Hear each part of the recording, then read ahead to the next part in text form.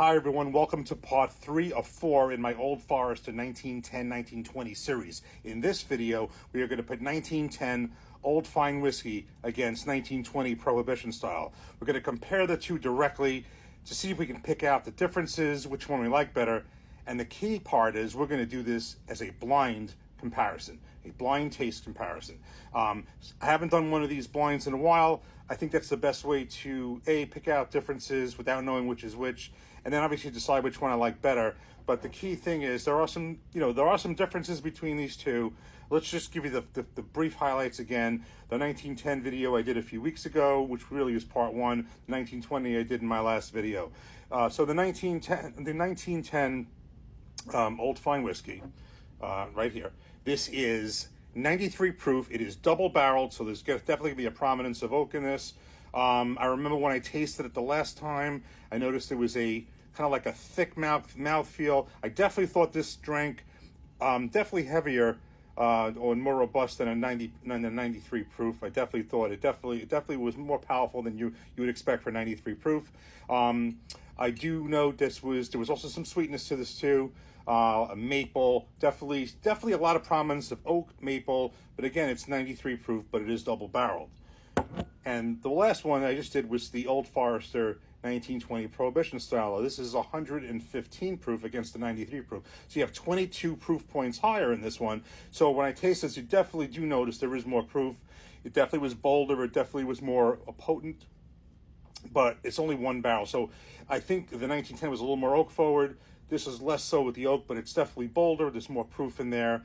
But I also said at the same time, I wasn't quite sure when I drank this, and having separated it from this by a few weeks, I wasn't sure if I tasted truly that proof difference. But that's 22 proof points and a difference of a barrel. So there is some differences in here. So I did note before we go on that even despite that, there definitely are some commonalities in this, and I could tell they're from the same Old Forester family. There are some common tasting notes I could pick out, but at the same time, there are certainly differences. So we're going to put these two in the glasses. We're going to mark the glasses, and we're going to compare them and see if I can pick out the differences, and then see if I can get which one I think is which one I like better, and we're going to pour them both in the glasses now and get started. Okay, so we have the glasses all poured here. They're poured in. I labeled the bottom of each glass, mixed them up for a long time both ways, this way, that way, have no idea. So I got them both here. Just one key thing before I get started, while there are obviously going to be differences, the one interesting and important fact is that these both have the same Old Forester mash bill that's throughout their entire line, and that is 72% corn, 18% rye, and 10% malted barley. These are high rye bourbons, but it's interesting because you can see how you can have the same mash bill. This goes throughout all distilleries. You can have the same mash bill, but you can have different taste notes depending on how they're, in this case, one's double barreled, one's one barrel, higher proof. I'm not sure they're non-age stated, but in my mind, I would think, well, if there's a double barrel on the 1910, is there a longer process there, or are they just aging it shorter time in the first barrel before it goes in the next one? Is it the same amount of time? But total, I have no idea. So that is obviously a factor if there are differences in age, but definitely the proof is different, but the mash bills are the same. So we're just going to randomly get started. I'm going to start with this glass right here. I'm going to drink water in the middle, and let me just give this a nose. This smells like I'm getting some maple on that. It's light. In my initial thing is I would expect maybe if I'm getting some maple on there that's the 1910, but let me just go into this one. This is a little sweeter. So, okay, so just at first blush, I'm just gonna, think that that this is the the 1910, this is 1920, just based on the nose. But let's give this a taste. Cheers.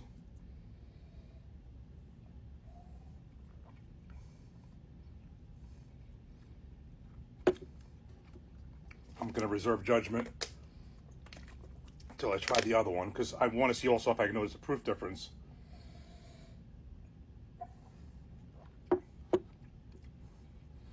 Okay. Do this once more, and then I'm going to give some comments. Do this one again.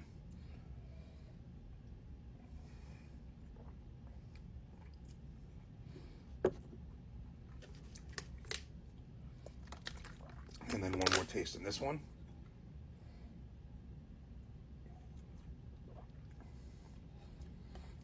This is actually tougher than you would think. Who knows? I'll be completely wrong. I think I'm tasting more proof in this one, and this one had the maple. I'm trying to discern a thicker mouthfeel. I'm just going to go straight out. I'm just going to make a quick decision here. One, I'm going to say that this is the 1910. This is the 1920. Let's see if I'm right. I am right. Okay. I didn't want to prolong this, but now I kind of want to get into some initial thoughts. So basically, right off the bat, I did detect a little bit more. There's more of a, I always compare the 1910 to the Woodford Reserve Double Oak, because it's the same kind of thing. And that's another one that when I first tried that, I didn't like it. The last time I tried it, I really did. Having that double barrel, there's definitely a prominence of oak. There's oak forwardness in there. I always I almost compared the Woodford Reserve Double Oak to kind of like maple syrup pancakes. Definitely maple syrup, and I'm getting that on the 1910. Whereas when you do put them head to head, well, I said it. There wasn't.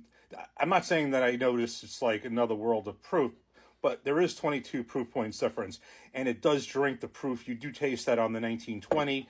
I think that there's on the 1910, as I said, it's a thicker mouthfeel, which I noticed, and it's very robust for 93 proof. I think there's a sweetness to the 1920, but the funny thing with sweet is there's a lot of things I almost compared the.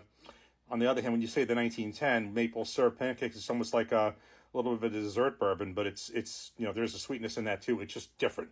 So I think what you have in the 1910, you have an oak forward, you have that oak aroma, you have a thick mouthfeel. Whereas here, the 1920, without maybe a little less oak forward, but definitely more potent with the proof. And there's definitely a sweetness in here. I think that I think you definitely taste that, but at the same time, you know what? These are from the same family. As far as which I like better, now I'm just going to kind of just make a quick decision.